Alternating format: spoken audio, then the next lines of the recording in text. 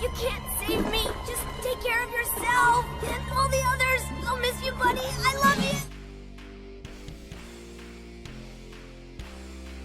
Number 10. Guzlord's Cries. We can't tell what's more disturbing about Guzlord, the fact that it turned a once thriving city into a place of ruin by eating everything in its path, or its deeply unsettling cry that it lets out.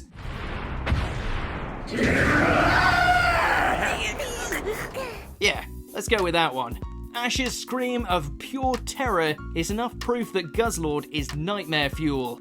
That would be enough too, but the Ultra Beast is so strong that it eats Pikachu's Thunderbolt like it's nothing.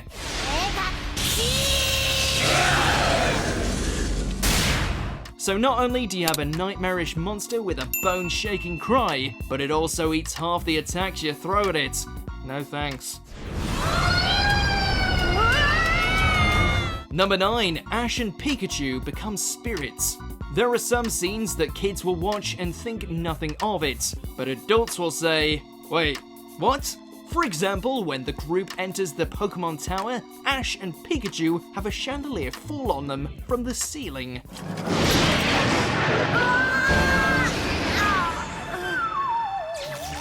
A Haunter then proceeds to rip their very spirits from their body. Ash and Pikachu look down at their mortal bodies, unmoving and trapped under the chandelier.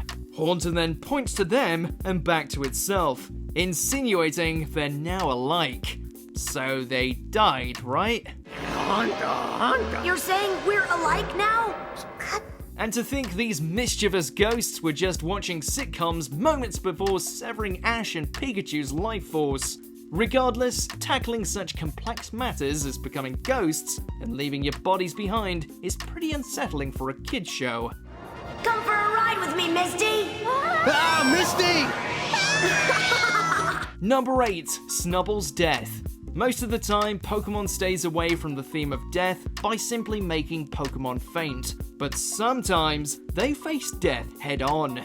In Pokemon the movie The Power of Us, there's a scene where Harriet's Pokemon Snubbull rushes into a burning building to retrieve a key, despite the desperate cries from its owner. Snubbull! Come back here! Snubbull! Snubbull succeeds, but is engulfed in flames and burns to death as its shocked owner watches. This is the first actual on-screen death that Pokemon has ever shown. Seeing your Pokemon die is one thing, but watching it being engulfed in flames is quite another.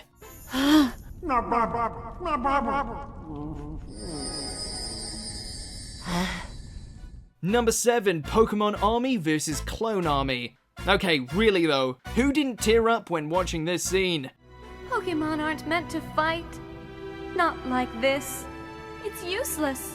Watching poor Pikachu take a beating from its clone while refusing to fight was heartbreaking, but multiply that by 100 or so, and adding in the song Brother My Brother while watching these Pokemon desperately fight themselves makes for a very disturbing and sad scene.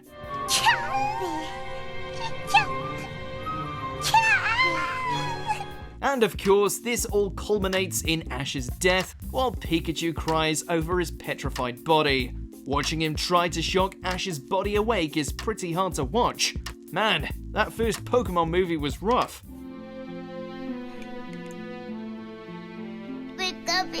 Number 6. Ash and friends become dolls.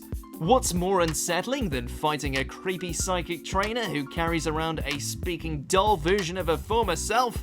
Probably having your best friends turn into dolls themselves right before your very eyes so she can have new toys to play with.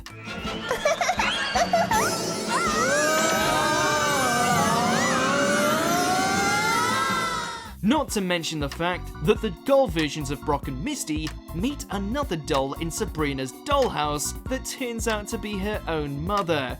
It's nice to have company. I'm Sabrina's mother. Her mother? She turned you into a doll too? I mean, what the bloody hell is wrong with this girl?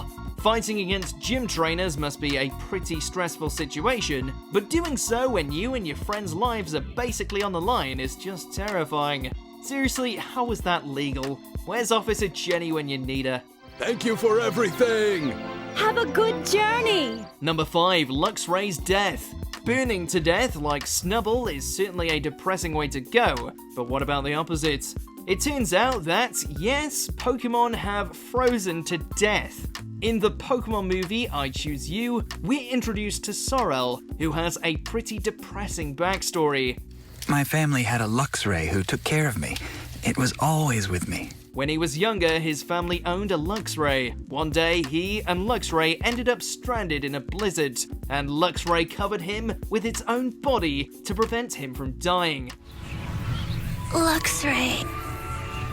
The Luxray, however, ended up freezing to death. Waking up next to the frozen corpse of your friend? Yeah, that's pretty intense, especially when they gave their life for you. The shock was so bad that Sorrel ended up distancing himself from Pokemon for some time after.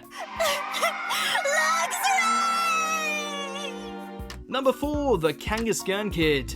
As far as sheer stupidity goes, this scene takes the cake. The Kangaskhan Kid is a kid that Ash and his friends find while traveling through what they think is the Safari Zone.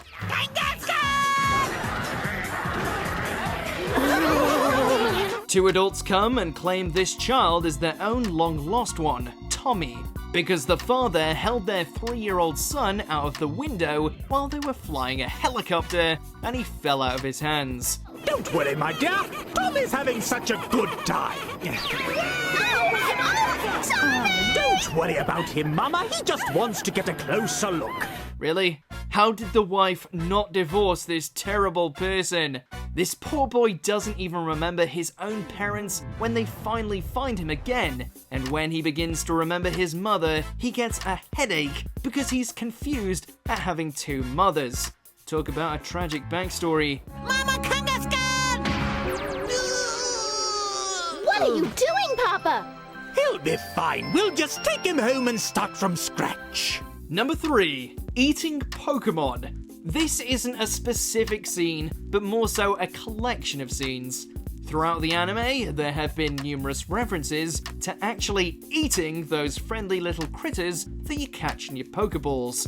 For example, Ash's Pokedex mentions that Farfetch'd makes a delicious meal, especially when cooked with leek. Farfetch'd, a wild duck Pokemon. Farfetch'd makes a delicious meal, especially when cooked with leek. Another example is when the gang gets shipwrecked and they hungrily imagine different ways to eat James's Magikarp. Ash even mentions that a sick Magikarp looks ready for the deli counter. The magic's disappeared. Looks like it's ready for the deli counter. But wait, you object, those are the animals in their world. They have to eat them. But in episode 15, we see the gang at a buffet clearly eating chicken wings and lobster. So they don't do it out of necessity, but out of pure pleasure.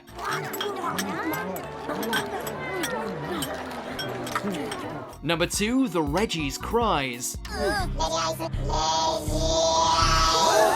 For our second place spot, we return again to the weird and sometimes disturbing cries of Pokemon. There are a few weird-sounding Pokemon cry entries, but no cry is as haunting and downright terrifying as that of the Regis. Regi Ice, Regi Steel, and Regi Rock sound like aliens coming to invade your house in the middle of the night. Seatbelt, please! In the Pokemon movie Lucario and the Mystery of Mew, the gang is attacked by the Regis, and they've probably had nightmares ever since if we're being honest. Just listen to Regirock's cry and imagine being chased by this thing in real life. Yeah, no thanks.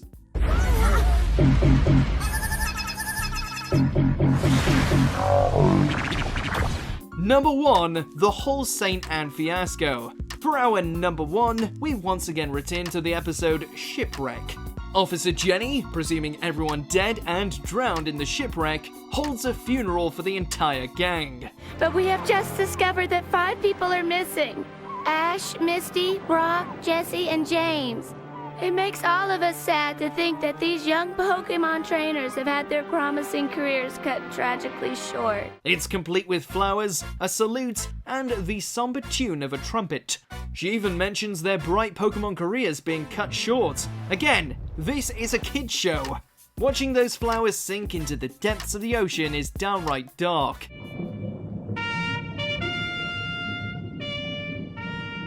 It's even worse for Team Rocket, who the gang later tries to give a burial at sea while they're still alive. I guess the only decent thing to do is to give them a traditional burial at sea. The best part is probably Pikachu's blatant disappointment at their survival. Somebody help, my fur's getting wet!